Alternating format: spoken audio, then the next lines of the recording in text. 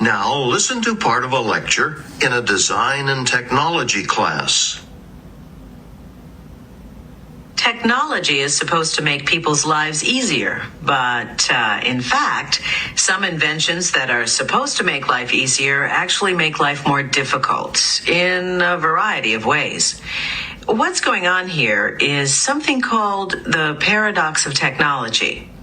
That's when new technology that's supposed to simplify life actually has the opposite effect. For example, electronic devices, DVD players, TV stereos. Each one of these different devices comes with its own remote control. Now, remote controls are handy. You don't need to get up from your seat to change the TV channel or to turn down the volume on your stereo. Everybody loves them. But say if your DVD player is hooked up to your TV, well, then you may need 2 remote controls to watch a movie. To get rid of the need for multiple remotes, universal remote controls were invented. One universal remote control can be programmed to operate all your electronic devices. However, you have to program it yourself. So you spend hours reading a manual, figuring out the directions. And after you've programmed it, you want to use it. But you have to remember which buttons do what. If you forget, you have to go back to the manual. The universal remote control was supposed to make life easier, but instead it's more complicated. Another example, mobile phones or cell phones. They're being made smaller and smaller.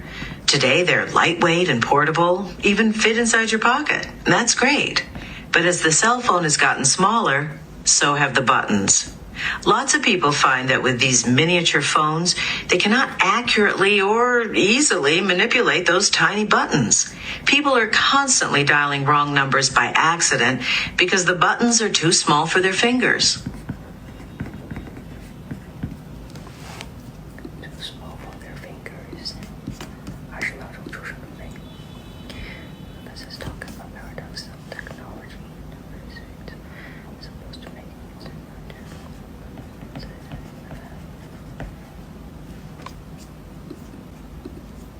Now you need to speak after the beep. Beep. Professor is talking about the paradox of technology, which means the technology are supposed to make life easier, but they do have opposite effect. Take electronic devices as an example. They come with remote control, which are really handy. But if your DVD is hooked up with a TV, you need 2 remote control to see the movie. So people have universal remote control, which can operate all devices. But you have to program yourself, and you need to spend a lot of time, read the manual, and remember the button, and if you forget, you have to go back to the manual. Another example is about the mobile phone, which becomes smaller and lightweight, but the button becomes smaller as well, so people cannot accurately manipulate all those buttons. People keep dialing the wrong number just because the buttons are so small for their fingers.